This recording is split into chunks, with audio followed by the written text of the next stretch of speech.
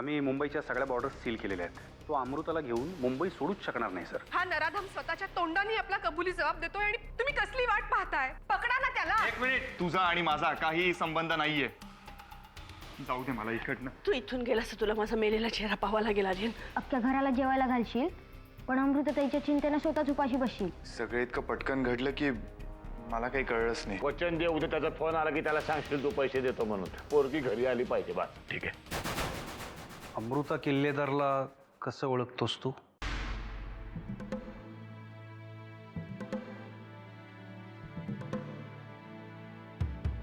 आम्ही एकाच कॉलेजात शिकतो. खूप चांगले मित्र होत आम्ही एकमेकांचे. ती कोणाची मुलगी आहे तुला माहिती आहे ना?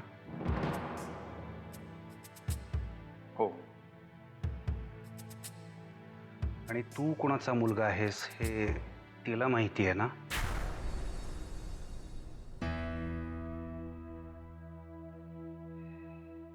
नाही.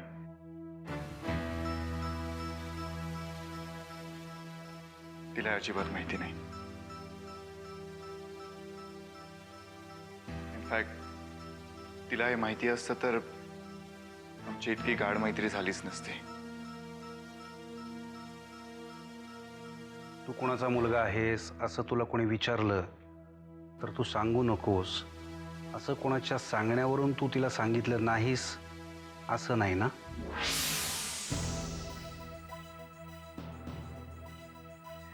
नाही, असं काहीच नाहीये. शेवटचा प्रश्न. एवढं चांगलं घर आहे तुझं या शहरामध्ये, आणि असं असताना तू हॉस्टेलमध्ये का राहतोस?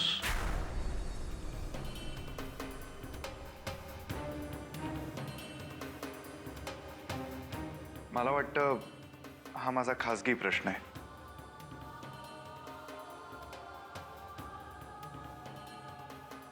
या प्रश्नाचं उत्तर मी दिलंच पाहिजे असं मला वाटत नाही. Thank you Aryan, thank you.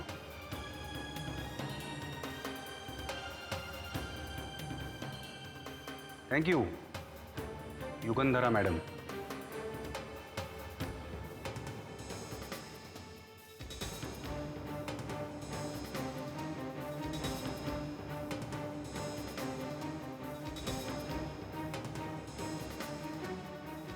घरातले खासगी प्रश्न लोकांसमोर न आणण्याचं भान आहे तुला.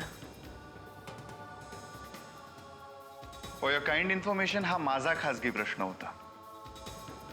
त्याच्याशी तुमचा काहीही संबंध नाहीये. मग ज्या गोष्टीशी संबंध आहे ते गोष्ट विचारू. अमृताबरोबर फक्त तुझी मैत्री आहे का आणखीन काही? 1 minute. That's none of your business.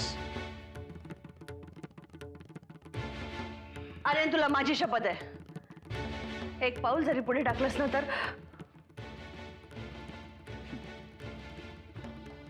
ज्याचे आई बापच जिवंत नसतात ना, त्याला दुसऱ्या कुणाच्याही मरणाने काहीही फरक पडत नाही. आर्यन,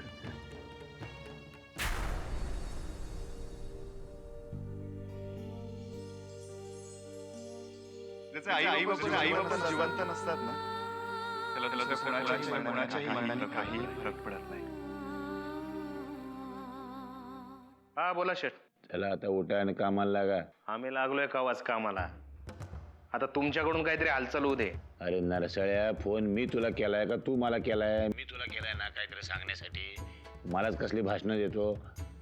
काय सांगतो ते नीट ऐक. उद्या सकाळी फोन करायचा दादाला, पैसे मागवायचे.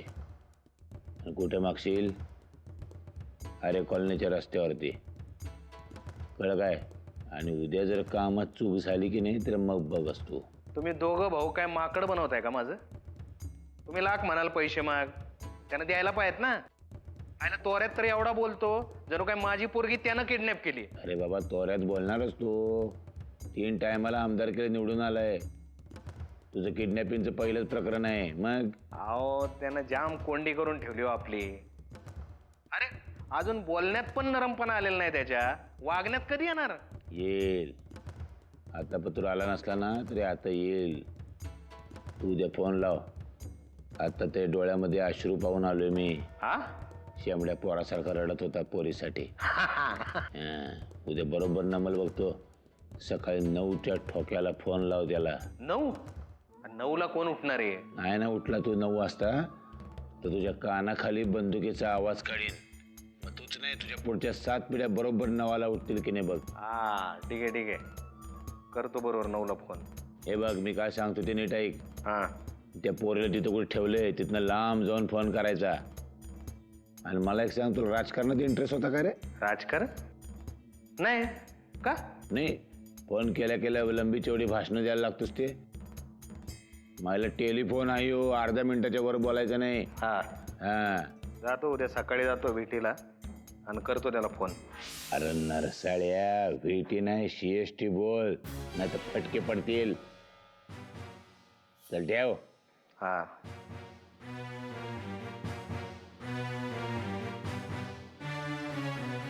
कुणाशी बोलत होता? किडनॅपरशी. तो मला म्हणला उद्या फोन करून दादाकडे 5 कोटीची मागणी करणार आहे. मग दादा एका माणसाला पाठवल 5 कोटीची बॅग घेऊन.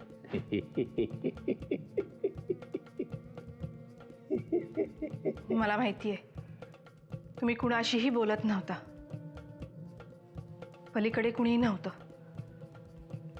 मला वेड करण्यासाठी तुम्ही हे सगळं करताय.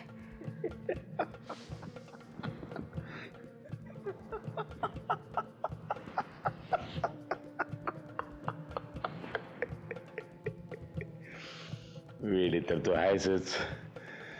बघशीलच तू आता उद्या. कळलं काय? सकाळी 9च्या ठोक्याला किडनॅपरचा फोन येईल. मग तो 5 कोटी मागेल. मग दादा एका माणसाला 5 कोटी घेऊन पाठवल आरे कॉलनीच्या रस्त्यावर. एक हातचे 5 कोटी लेव, एक हातचे लडकी लेव. येडी येडी येडी.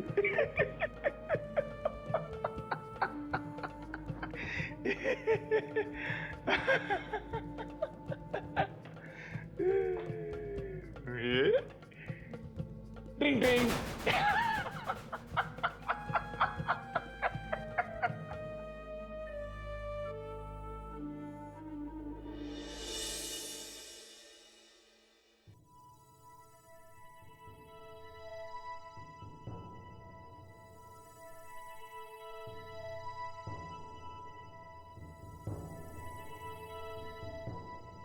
मी आज युगंधरा सरतापेंच्या मुलाची चौकशी केली, पण त्या चौकशीत विशेष नवीन काही हाताला लागलेलं नाही आहे. मग आता पुढे काय करायचा प्लॅन आहे तुमचा? जोपर्यंत त्याचा पुढचा फोन येत नाही तोपर्यंत खरं तर आपण काहीच करू शकत नाही. म्हणजे तोपर्यंत आपण फक्त वाट बघायची? हो, कारण दुसरा कुठलाच पर्याय आपल्या हातात नाही आहे साहेब. आणि जर कधीच त्याचा फोन नाही आला तर? नाही, असं होणारच नाही. कारण या अपहरणाचा मुख्य हेतू पैसा हाच आहे. आणि साहेब नुसता त्याचा फोन येऊन चालणार नाही, कारण तो मुंबईत आहे हे आम्हाला सगळ्यांना माहिती आहे. पण जोपर्यंत त्याचं लोकेशन कळत नाही तोपर्यंत आपण काहीही करू शकत नाही. मोरासकर, माझी एकुलती एक लाडकी मुलगी त्याच्या ताब्यात आहे हे लक्षात असू द्या आणि त्याप्रमाणे पुढची सूत्र हलवा तपासाची. साहेब, संपूर्ण शहराला हाय अलर्टवर ठेवलेलं आहे आपण. कसोशीने प्रयत्न चालू आहेत. आता फक्त वाट बघायची, तो उंदीर केव्हा त्याच्या बेळातून बाहेर येतो.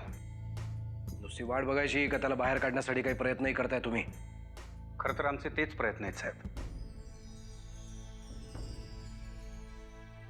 मोरासकर, माझी मुलगी तिथे कम्प्लिटली हेल्पलेस आहे हीच भावना मला सगळ्यात जास्त अस्वस्थ करते. I can understand. एक सांगितलं तर ऐकाल सर? यानंतर जेव्हा कधी त्या अपहरणकर्त्याचा फोन येईल तेव्हा ताबडतोब त्याला पैसे देण्याचं मान्य करा. तुम्ही काय बोलताय ते कळतंय ना? साहेब, त्याला त्याच्या वेळातून बाहेर काढायचं असेल तर हाच एक उपाय मला खूप महत्त्वाचा वाटतो. तुम्ही त्याला पैसे देण्याचं मान्य करा. तो लगेच तुम्हाला वेळ आणि जागाही सांगेल. आपण ताबडतोब तिकडे कडक फिल्डिंग लावूया. कसं आहे साहेब, या भरल्या शहरामध्ये या एका माणसाला शोधत फिरण्यापेक्षा त्याला एका जागी बोलावून उचलणं हे जास्त सोपं आहे, नाही का? म्हणजे त्याला पैसे देण्याचं कबूल करणं हा एकमेव पर्याय आहे. मी पुढच्या तयारीला लागू.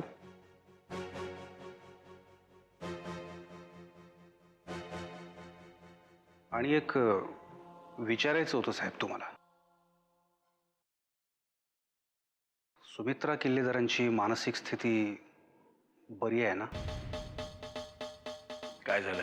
नाही, त्या मला मगाशी बोलावून काहीतरी सांगायचा प्रयत्न करत होत्या की अपहरणकर्ता परशुराम.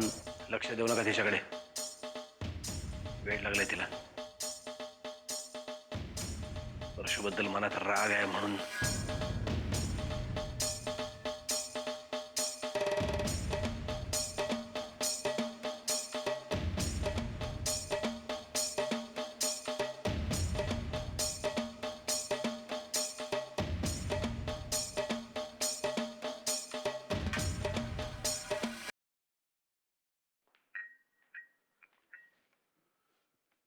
युगंधरी, रात्री उशिरा झोपलीस वाटतं.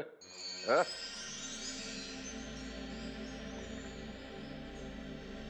आयुष्यभराची झोप उडाली असं एक एक वाक्य बोलतो तो. आर्यन बाबा परत काही वंगाळ बोलला का तुला?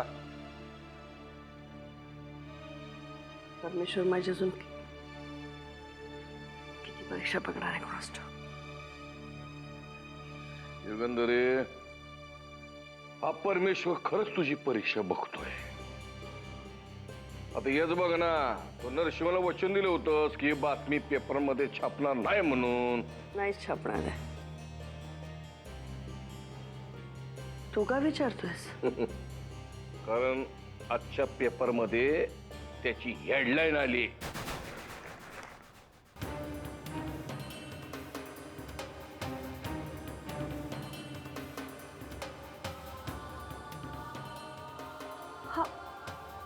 हा मूर्खपणा कोणी केलाय? अगं युगंधरी, ही बातमी पेपरमध्ये छापायची नव्हती हे खरं ग. तसं तू कर्वला सांगितलं होतंस का?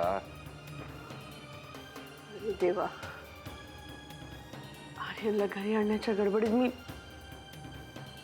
मी कर्वेनं सांगायचं विसरूनच गेले.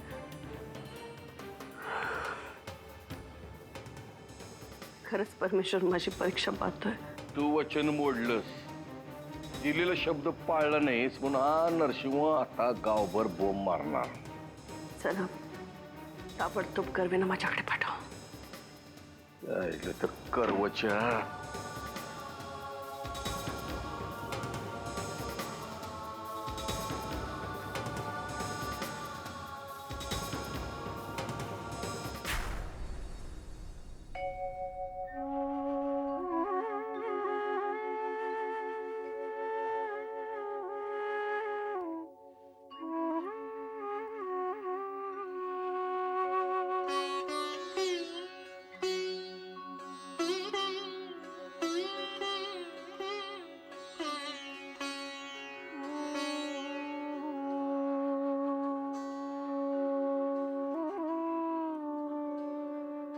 होय हात जोड जानकी.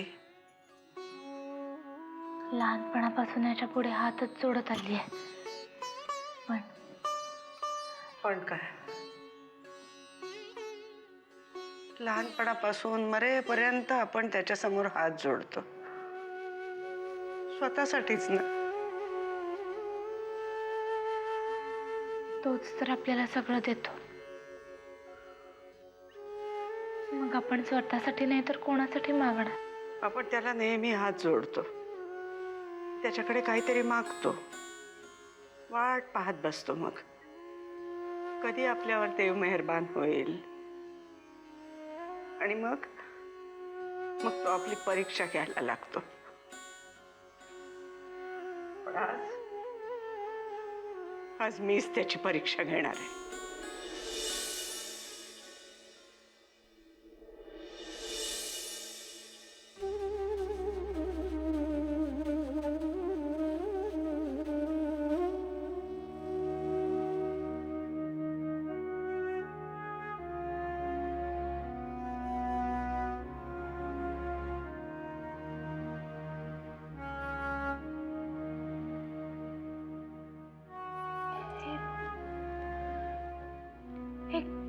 काय करताय तुम्ही? तो नेहमी आपली परीक्षा पाहतो ना, आज मी त्याची परीक्षा पाहणार आहे. जोपर्यंत आपली अमृता सुखरूप घरी परत येत नाही तोपर्यंत पाण्यातच ठेवणार आहे त्याला. मी पण परीक्षा पाहणार आहे त्याची. खरंच अजून किती परीक्षा पाहणार आहे आपली? आम्ही रोज ज्याला पुसतो ते काही तांब्या पितळ्याचे तुकडे नाही आहेत. आज त्याला सिद्ध करावंच लागेल. आज त्याला सिद्ध करावं लागेल त्याचं देवपण.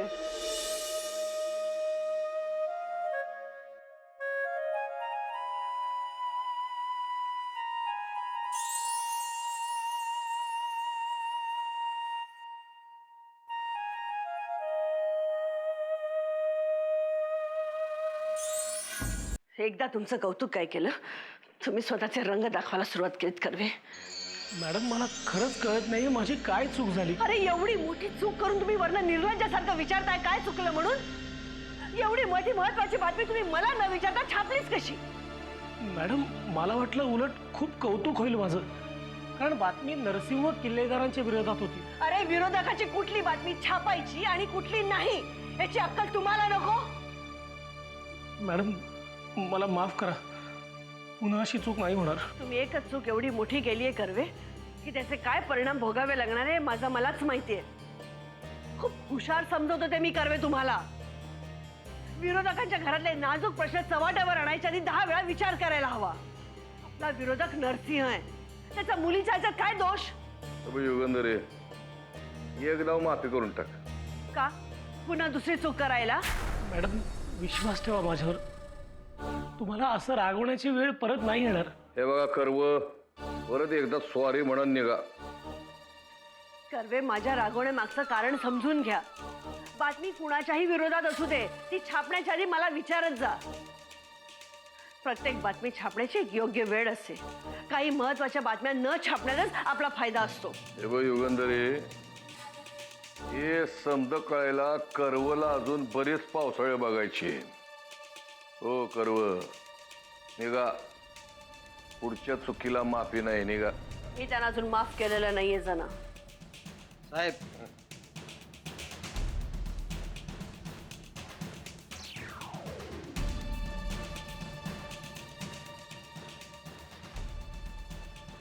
युगंधरे मी आलोच.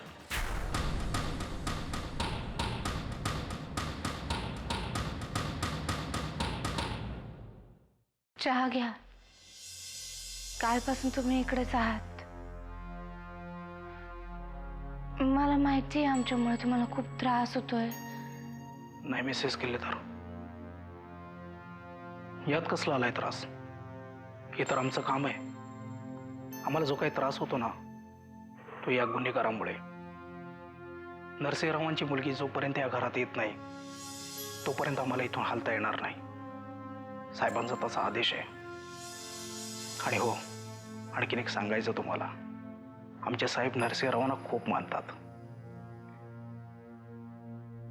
हे आहेच तसे. त्यामुळेच मला कळत नाही असा कोण शत्रू असेल ज्याने अमृताला पळवून नेलं.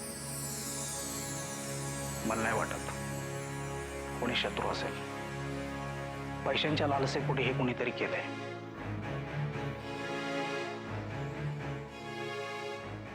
तुम्ही चहा घ्या.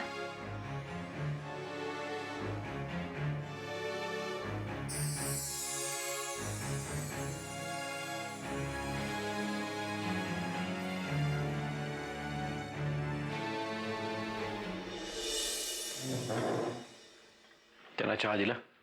दिला.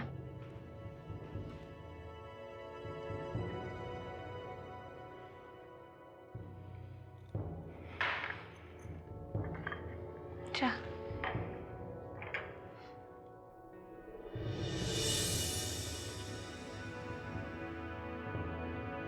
जानकी, आज सकाळी डोळे उघडत नव्हते माझे.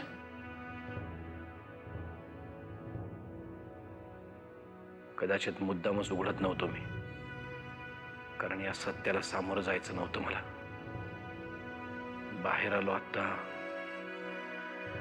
तेव्हा सुद्धा उगाच असं वाटलं की बास्केटबॉल नाचवत अमृता माझ्या समोर येईल, माझ्या गळ्यात पडेल. पण तसं काहीच घडलं नाही. शेवटी मला त्या सत्याला सामोरं जावंच लागलं. तुम्ही नका काळजी करू. मोराजकर साहेब आता इकडेच आहेत ना. उद्या सकाळपर्यंत अमृता नक्की परत येईल. उद्या सकाळी नाही, आज रात्रीच परत येईल अमृता. नका काळजी करू.